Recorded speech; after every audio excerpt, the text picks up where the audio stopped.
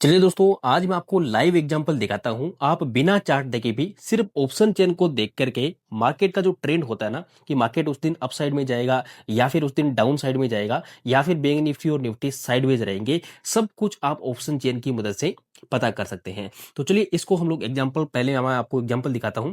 यहाँ पे अगर आप देखोगे तो मैंने निफ्टी का एग्जांपल लिया है। निफ्टी का इस साइड में आपको दिख रहा होगा, ये है टोटल कॉल साइड का ओआई। ठीक है, ये ओआई क्या होता है ये भी आपको समझाऊंगा। पहले मैं आपको एग्जांपल समझा देता हूं। ठीक है, यहाँ पे आप देखोगे तो ये है 23,74,000 लोगों ने यहाँ पे क्या कर रखा है। यहाँ पे इतने लोगों ने यहाँ पे कॉल राइटिंग कर रखी है, मतलब इतने लोगों ने कॉल को सेल कर रखा है। वहीं पे अगर आप पुट राइटिंग देखोगे, मतलब कि 17,31,000 लोगों ने यहाँ पे इस साइड आपको दिख रहा होगा राइट साइड में, ये है पुट राइटिंग। मतलब कि इतने लोगों ने क्या कर रखा है दोस्तों, पुट को सेल कर रखा है। मतलब कि इन लोगों का व्यू है कि मार्केट अप साइड में जाना चाहिए, इन लोगों का व्यू है कि मार्केट डाउन साइड में आना चाहिए। मैं आपको कई बार बता चुका हूं कि जितना ज्यादा कॉल राइटिंग, मतलब कि यहाँ पे जितने ज्यादा कॉल सेल करने वाले होंगे ना, उस दिन मार्केट उतना ही तेजी से नीचे आता हुआ दिखेगा। जितना ज्यादा पुट राइटिंग, उतना ही तेजी से आपको मार्केट अप साइड में जाता हुआ दिखेगा। तो चलिए अब इसके हिसाब से यहाँ पे मार्केट को कैसा आना चाहिए, नीचे के साइड में आना चाहिए। चलिए हम लोग चार्ट पे चलते हैं और मैं आपको दिखाता हूं कि क्या ऐसा हो रहा है या फिर नहीं हो रहा है। तो यहाँ पे मैं निफ्टी का चार्ट ओपन करता हूँ। निफ्टी का ये आप चार्ट देख सकते हैं। यहाँ पे अगर आप मॉर्निंग से देखोगे ना, तो मॉर्निंग में क्या हो रहा था, जो पुट राइटर्स थे वो कम थे, कॉल राइटर्स काफी ज्यादा थे, जिसकी वजह से यहाँ पे मार्केट में अचानक से स्पाइक आया और बहुत ही जबरदस्त सेलिंग आपको देखने को मिल रहा था, है ना।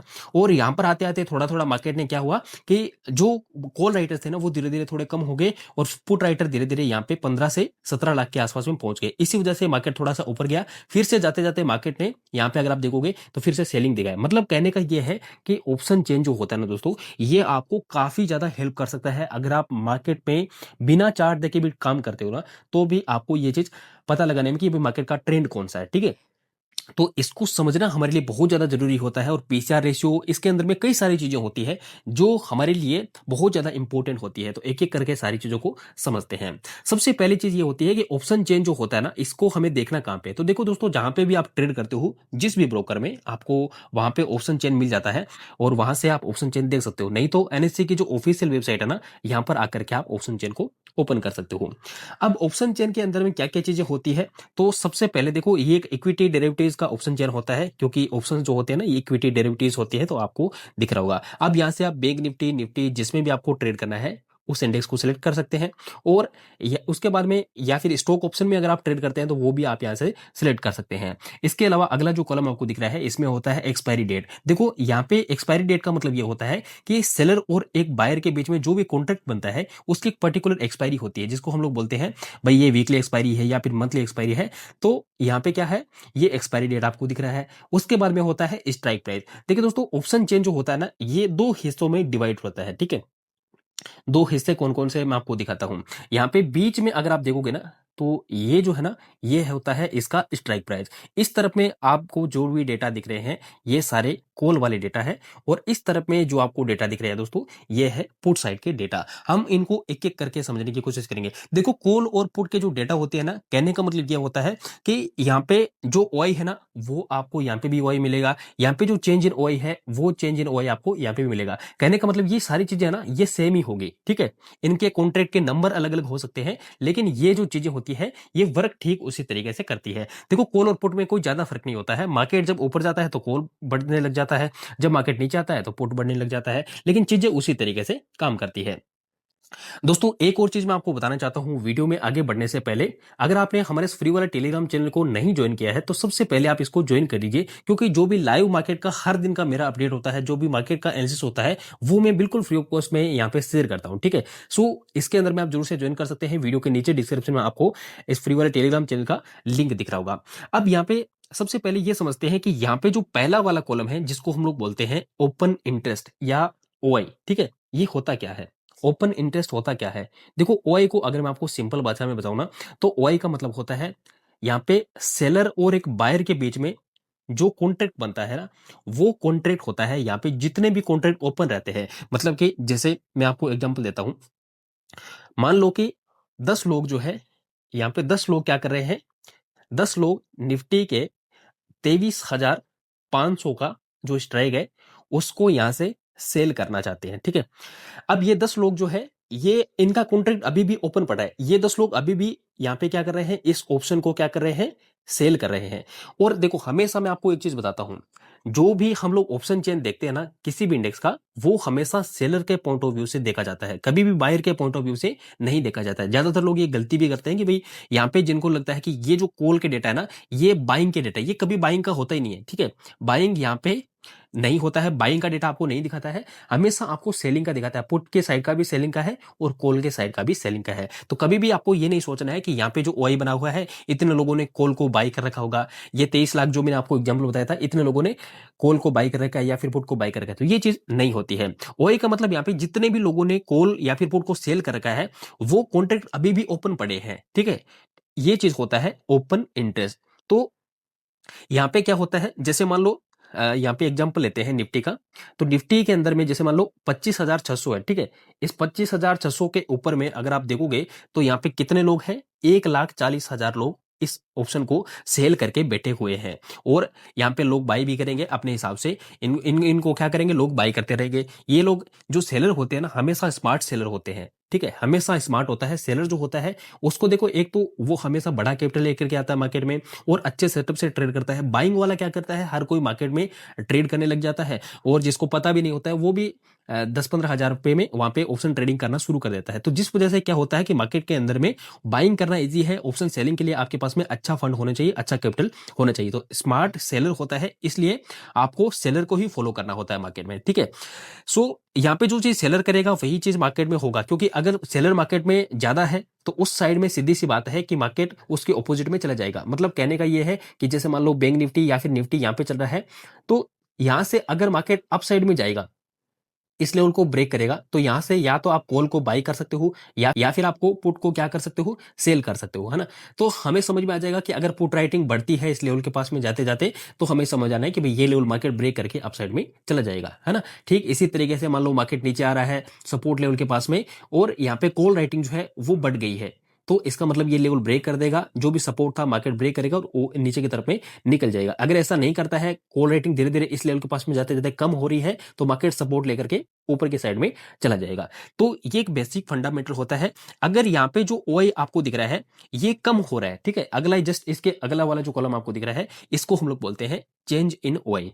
देखो ऑप्शन चेन के अंदर में ऐसे तो बहुत सारी डेटा है, लेकिन मैं आपको वीडियो के एंड में सिर्फ 3 चीजें बताऊंगा, इन तीनों चीजों को आपको फॉलो करना है, बाकी आपको पूरी ऑप्शन चेन के ऊपर में बिल्कुल भी ध्यान नहीं देना है। ऐसे तो बहुत सारे डेटा है, इनमें आपको कंफ्यूज उतना टाइम नहीं लगाना, ठीक है। सिर्फ इन 3 चीजों को आप देखोगे और इन 3 चीजों को देख करके आप मार्केट का जो ओवरऑल ट्रेंड है उसको आप पता कर लेंगे 1 सेकंड के अंदर में। जस्ट अगला ही कॉलम है सर, इसको हम लोग बोलते हैं चेंज इन ओआई। देखिए दोस्तों, अगर आपको वीडियो पसंद आता है, अगर आपको कुछ नया सीखने को मिल रहा है और अगर आप चाहते हो कि कोई फैमिली फ्रेंड में आपके जो ऑप्शन चेन है उसको इन डेप्थ एनालिसिस में समझे, तो उनको ये वीडियो जरूर से शेयर कर देना एंड वीडियो को जरूर से लाइक करना। चेंज इन ओआई का मतलब होता है दोस्तों, यहाँ पे कितने लोग जो है उस कॉन्ट्रैक्ट में से निकले हैं, कितने लोग उस कॉन्ट्रैक्ट में से यहाँ पे कितने उसमें एड हुए हैं, ठीक है। जैसे मैंने अभी आपको एक एग्जांपल दिया कि भाई, जैसे मैं आपको एक एग्जांपल देता हूं, ठीक है। जैसे ये मान लो कोई ए है जो सेल करता है, ये सेलर है, और ये बी को, यानी कि बी जो है ये बायर है, ए है जो सेल कर रहा है, और ए ऐसा बोल रहा है कि अगर आपको ऐसा लग रहा है कि मार्केट यहां से ऊपर की तरफ में जाएगा तो मेरा ये जो कॉन्ट्रैक्ट है ये आप बाई कर लो, है ना। बायर जो है अगर उसको लग रहा है कि भाई नहीं मार्केट यहां से ऊपर की तरफ में चला जाएगा, तो वो क्या करेगा, यहाँ पे बाई करके बैठ जाएगा। अगर ऐसा होता है तो सीधी सी बात है सेलर को नुकसान होगा और बायर को यहाँ पे प्रॉफिट हो जाएगा। लेकिन अगर ऐसा नहीं होता है, जो कि ज्यादातर केस में नहीं होता है, क्योंकि 70% ज्यादा चांस होता है कि सेलर जो होता है ना मार्केट में अच्छा काम करता है, अच्छे से वो सेटअप से ट्रेड करता है, इस वजह से ज्यादा प्रॉफिटेबल रहता है। सिर्फ 30% ऑप्शन बायर जो होता है वो प्रॉफिटेबल रहता है। ये मार्केट की रियलिटी है, आपको भी दोस्तों पता है। तो बायर जो होता है ना, ये क्या करता है, सेलर के बहकावे में आ जाता है और उसको लगता है कि भाई ये जो कॉन्ट्रैक्ट है मैं इसको बाय कर लेता हूं, और सेलर उस कॉन्ट्रैक्ट को चिपका देता है। अगर मार्केट साइडवेज रहता है तो सीधी सी बात है सेलर को प्रॉफिट होता है। सेलर को 2 तरीके से प्रॉफिट हो सकता है दोस्तों, क्योंकि इसीलिए देखो मैंने अभी आपको बताया ना कि सेलर हमेशा स्मार्ट होता है।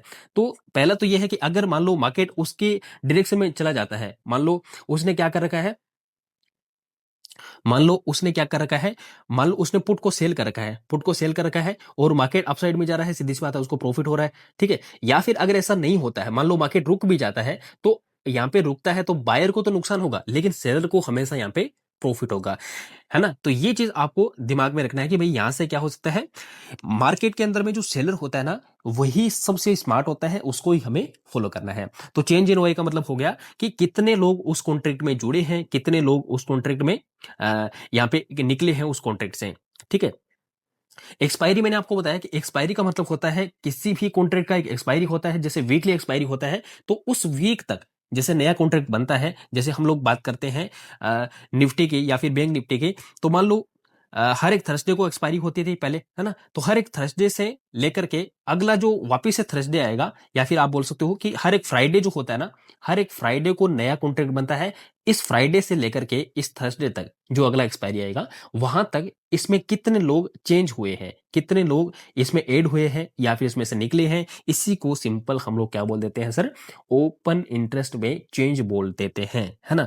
यहाँ पे आप देख सकते हैं कि इतने लोग, यानी कि अगर ये चेंज नेगेटिव में है तो आपको समझ जाना है कि इतने लोग इस कॉन्ट्रैक्ट में से निकले हैं और इतने लोग ऐड हुए हैं अगर ये पॉजिटिव में है, ठीक है। सो ये 2 पॉइंट क्लियर हो गए। अब होता है वॉल्यूम, जो मैंने आपको वॉल्यूम जो है ये चार्ट के ऊपर में दोस्तों समझाया था, वॉल्यूम और प्राइस का रिलेशन किस तरीके से काम करता है, तो ये चीज मैं आपको समझा चुका हूं।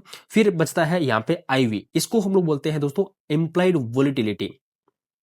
देखो यहाँ पे एक चीज और बताना चाहता हूं कि ये जो आपको 2 कलर से आपको दिख रहा होगा ऑप्शन चेन, है ना, ये जो ग्रेस कलर में आपको दिख रहा है, थोड़ा थोड़ा येलो बोल सकते हो, ये जो कलर है ना, इसको हम लोग दोस्तों बोलते हैं यहाँ पे इन द मनी के सेक्शन है सारी, ठीक है। ये है आईटीएम, इसको हम लोग क्या बोलते हैं, आईटीएम, इसको हम लोग आईटीएम बोलते हैं। जो व्हाइट पोर्शन आपको दिख रहा है ना दोस्तों, इसको हम लोग बोलते हैं ओटीएम, यानी कि आउट ऑफ द मनी, इसको हम लोग आउट ऑफ द मनी बोलते हैं। सिमिलरली अगर आप पुट साइड के डेटा देखोगे तो इसमें ये हो जाएंगे आपके आईटीएम, ये हो जाएगा ओटीएम, और जहां पे भी बैंक निफ्टी निफ्टी चल रहा होता है उसको हम लोग सिंपली बोल देंगे, जैसे मान लो निफ्टी यहाँ पे चल रहा है 25,700 पे, तो ये हो जाएगा आपका एटीएम। कंफ्यूजन बिल्कुल नहीं होना है, जहां पे भी निफ्टी बैंक निफ्टी चल रहा होता है उसको हम लोग एट द मनी बोलते हैं।